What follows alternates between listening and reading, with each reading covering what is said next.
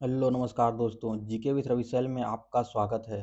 तो आज हम देखने वाले हैं कोशिका जीवन की मूलभूत इकाई। इस चैप्टर से जो है रेलवे के किसी भी एग्जाम में इस चैप्टर से प्रश्न पूछे जाते हैं। तो आइए शुरू करते हैं। पहले हम देखते हैं परिचय। परिचय क्या है? तो सभी जीवित प्राणी जो है कोशिकाओं से मिलकर बने हैं। सभी जीवित प्राणी कोशिकाओं से मिलकर बने हैं और कोशिका जीवन की सबसे छोटी संरचनात्मक एवं क्रियात्मक इकाई होता है। कोशिका जो है जीवन की सबसे छोटी संरचनात्मक और क्रियात्मक इकाई होती है। इसका परिभाषा क्या है? तो कोशिका जीवन की मूलभूत संरचनात्मक एवं क्रियात्मक इकाई है। दूसरा पॉइंट है कोशिका की खोज। कोशिका की खोज किसने किया था? तो रॉबर्ट हुक ने 1665 ईस्वी में किया था। कॉर्क में जो है एक पदार्थ है जो कि वृक्ष के छाल से प्राप्त होता है। वहीं पहली बार जो है ये खोज किए थे। दूसरा है ल्यूवेनहॉक जो कि 1674 में ये जीवित कोशिकाओं का अवलोकन किया था। जीवित कोशिकाओं का अवलोकन किया था 1674 में। नेक्स्ट है रॉबर्ट ब्राउन जो कि 1831 में केंद्रक की खोज की थी। केंद्रक की खोज। स्लाइडन एवं स्वान ये जो 1838 से 39 के बीच में जो है कोशिका सिद्धांत प्रस्तुत किया था। कोशिका का सिद्धांत प्रस्तुत किया था। रुडोल्फ विर्चो ये जो है 1855 में नई कोशिकाओं से पहले से मौजूद कोशिकाओं से बनती है। नई कोशिकाओं का जो है पहले से मौजूद कोशिकाओं से ही बनती है। नेक्स्ट है कोशिका सिद्धांत। कोशिका सिद्धांत इसका अर्थ होता है कि सभी जीव कोशिकाओं से बने हैं। कोशिका जीवन की मूल इकाई होता है और नई कोशिकाएं पुरानी कोशिकाएं से ही बनती है। ये कोशिका सिद्धांत। नेक्स्ट है जीवों के प्रकार। तो एक कोशिकीय जीव होता है और बहुकोशिकीय जीव होता है। तो एक कोशिकीय जीव जिनका शरीर केवल एक कोशिका से बना हो, जैसे हो गया अमीबा, पैरामीशियम और बैक्टीरिया, ये सभी एक कोशिकीय जीव है। और जिनका शरीर अनेक कोशिकाओं से बना होता है, जैसे मनुष्य, कुत्ता, आम का पौधा, ये सभी जो है बहुकोशिकीय का उदाहरण है। नेक्स्ट है कोशिकाओं के प्रकार आकार। कोशिकाओं का आकार कैसा है? तो कोशिकाओं का आकार उनके कार्य के अनुसार अलग अलग होता है। जैसे लाल रक्त कणिका जैसे आरबीसी, इसका आकार जो है द्विकतल होता है। और तंत्रिका कोशिका ये लंबी आकार की होती है। मांसपेशी कोशिका ये धुरीनुमा आकार की होती है। अमीबा जो कि अनियमित आकार की होती है, इसका कोई आकार नहीं होता है। कोशिका का आकार साइज के अनुसार सबसे छोटी कोशिका है माइकोप्लाज्मा, सबसे बड़ी कोशिका है शुतुरमुर्ग का अंडा और सबसे लंबी कोशिका है तंत्रिका कोशिका। नेक्स्ट है कोशिका के मुख्य भाग। तो कोशिका के मुख्य भाग है कोशिका झिल्ली, सेल मेम्ब्रेन, कोशिका द्रव, साइटोप्लाज्म और केंद्रक जिसको कहते हैं न्यूक्लियस। ये सबसे जो बाहरी भाग है इसे बोलेंगे कोशिका झिल्ली। और बीच में जो है ये कोशिका द्रव है और यहाँ पे जो है केंद्रक है। ये जंतु कोशिका है। आगे देखते हैं कोशिका झिल्ली। तो इसे प्लाज्मा झिल्ली भी कहते हैं। कोशिका झिल्ली को प्लाज्मा झिल्ली भी कहते हैं। इसका कार्य क्या है? कोशिका की सुरक्षा करना और कोशिका को आकार देती है और पदार्थों के आवागमन को नियंत्रित करती है। पदार्थों के आवागमन को नियंत्रित करती है और ये चयनात्मक पारगम्य होती है। चयनात्मक पारगम्य होती है। नेक्स्ट है कोशिका भित्ति। कोशिका भित्ति केवल पादप कोशिका में पाई जाती है। कोशिका भित्ति ये जो है सेलुलोज की बनी होती है। कोशिका भित्ति इसका कार्य है सुरक्षा प्रदान करना, मजबूती देना और निश्चित आकार देना। ये केवल जो है पादप कोशिका में पाई जाती है। नेक्स्ट है पादप कोशिका का आकार जो है चौकोर होता है। ये सबसे बाहरी भाग जो है कोशिका भित्ति है।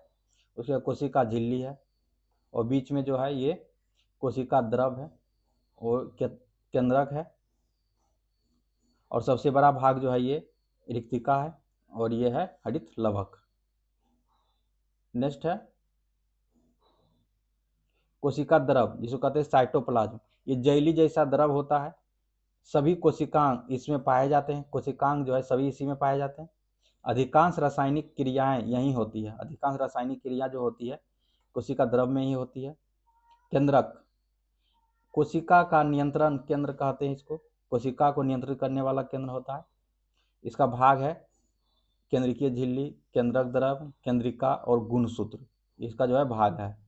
कार्य, कार्य क्या है? कोशिका की सभी क्रियाओं को नियंत्रित करता है, कोशिका की सभी क्रियाओं को नियंत्रित करता है और आनुवंशिक गुणों का संरक्षण भी करता है, आनुवंशिक गुणों का संरक्षण भी करता है। नेक्स्ट है गुणसूत्र, जिसको कहते हैं क्रोमोसोम। डीएनए और प्रोटीन से बने होते हैं ये गुणसूत्र, जो है डीएनए और प्रोटीन से बने होते हैं। इनमें जीन पाए जाते हैं। जीन आनुवांशिक लक्षणों का जो है निर्धारित करता है, आनुवांशिक गुणों को जो है निर्धारित करता है। आगे कोशिकांग, पहला है एंडोप्लाज्मिक रेटिकुलम, इसका कार्य है पदार्थों का परिवहन करना। एंडोप्लाज्मिक रेटिकुलम का कार्य है पदार्थों का परिवहन करना। एक होता है रफ इंडोप्लाज्मिक रेटिकुलम, एक होता है स्मूथ इंडोप्लाज्मिक रेटिकुलम।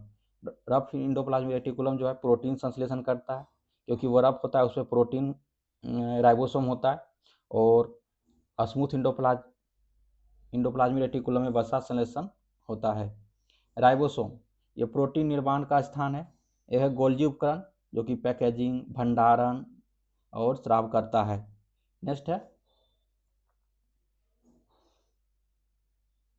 है माइटोकॉन्ड्रिया, कोशिका के शक्ति गृह से कहते हैं। इसका कार्य है एटीपी के रूप में ऊर्जा बनाना, एटीपी के रूप में ऊर्जा बनाना। आगे लाइसोसोम, जिसे आत्महत्या थैली कहते हैं, आत्मघाती थैली कहते हैं। इसका कार्य है अपशिष्ट पदार्थों का पाचन करना, अपशिष्ट पदार्थों का पाचन करना। इसका निर्माण जो है गैल्जी उपकरण से होता है, लाइसोसोम का निर्माण जो है गैल्जी उपकरण से होता है। नेक्स्ट है रिक्तिका, पादप कोशिका में बड़ी, जंतु कोशिका में छोटी होती है। रिक्तिका जो है पादप कोशिका में बड़ी और जंतु कोशिका में छोटी होती है। इसका कार्य है भंडारण, तुर्गता बनाए रखना, भंडारण तुर्गता जो है बनाए रखना। नेक्स्ट है प्लास्टिड, ये केवल पादप कोशिका में पाया जाता है। प्लास्टिड जो है पादप कोशिका में पाया जाता है। इसका प्रकार है हरित लवक, जिसको कहते हैं क्लोरोप्लास्ट। दूसरा है वर्णक लवक, जो कहते हैं क्रोमोप्लास्ट। तीसरा है श्वेत लवक, जिसको कहते हैं ल्यूकोप्लास्ट। हरित लवक, हरित लवक क्या है? तो इसमें क्लोरोफिल पाया जाता है। इसका कार्य है प्रकाश संश्लेषण करना, क्लोरोफिल पाया जाता है तो इसका कार्य है प्रकाश संश्लेषण करना। नेक्स्ट है पादप कोशिका और जंतु कोशिका में अंतर। तो पादप कोशिका और जंतु कोशिका में अंतर देखते हैं। तो कोशिका भित्ति जो है पादप कोशिका में होता है, लेकिन जंतु कोशिका में नहीं होता है। हरित लवक जो है पादप कोशिका में होता है, लेकिन जंतु कोशिका में नहीं होता है। रिक्तिका पादप कोशिका में बड़ी होती है, लेकिन जंतु कोशिका में छोटी होती है। पादप कोशिका का आकार जो है निश्चित होता है और जंतु कोशिका का आकार जो है अनियमित होता है। सेंटियोल जो है पादप कोशिका में अनुपस्थित होता है, लेकिन जंतु कोशिका में होता है। नेक्स्ट है विसरण और परासरण। तो विसरण जो है जिसको कहते हैं डिफ्यूजन, और परासरण जो है ऑस्मोसिस। उच्च सांद्रता से निम्न सांद्रता की ओर कणों का स्वतः गमन जो है विसरण कहलाता है। जैसे इत्र के खुशबू का फैलना, अगरबत्ती की सुगंध का फैलना, ये सब विसरण का उदाहरण है। परासरण ये अर्ध पारगम्य झिल्ली के द्वारा जल का अधिक सांद्रता वाले भाग से कम सांद्रता वाले भाग की ओर गमन करता है, जिसे परासरण कहलाता है। ये जो है अधिक सांद्रता जल से कम सांद्रता जल की ओर विस्थापित होती है। नेक्स्ट है महत्वपूर्ण परिभाषाएं, जैसे कोशिका ये जो है जीवन की मूल इकाई होती है। और दूसरा है केंद्रक जो है नियंत्रण केंद्र होता है ये। और गुणसूत्र ये जीन का वाहक है। गुणसूत्र जीन आनुवांशिक इकाई क्या है? तो जीन है। माइटोकॉन्ड्रिया को शक्ति गृह कहते हैं। राइबोसोम को प्रोटीन निर्माण का स्थान है ये। और लाइसोसोम जो है आत्मघाती थैली कहते हैं इसको। रिक्तिका जो है भंडारण का निर्माण करता है, भंडारण करता है रिक्तिका। हरित लवक जो है प्रकाश संश्लेषण करता है। और कोशिका भित्ति जो है सुरक्षा करता है, कोशिका भित्ति जो है सुरक्षा करता है। नेक्स्ट है कोशिका जीवन की मूल इकाई है। केंद्रक जो है नियंत्रण केंद्र है। और माइटोकॉन्ड्रिया को शक्ति गृह कहते हैं। राइबोसोम को प्रोटीन निर्माण होता है राइबोसोम में। गोल्जी उपकरण को पैकेजिंग का निर्माण करता है। और रिक्तिका जो है भंडारण करता है। हरित लवक जो है प्रकाश संश्लेषण करता है। कोशिका भित्ति सुरक्षा करता है। कोशिका झिल्ली जो है चयनात्मक पारगम्य झिल्ली होता है। धन्यवाद।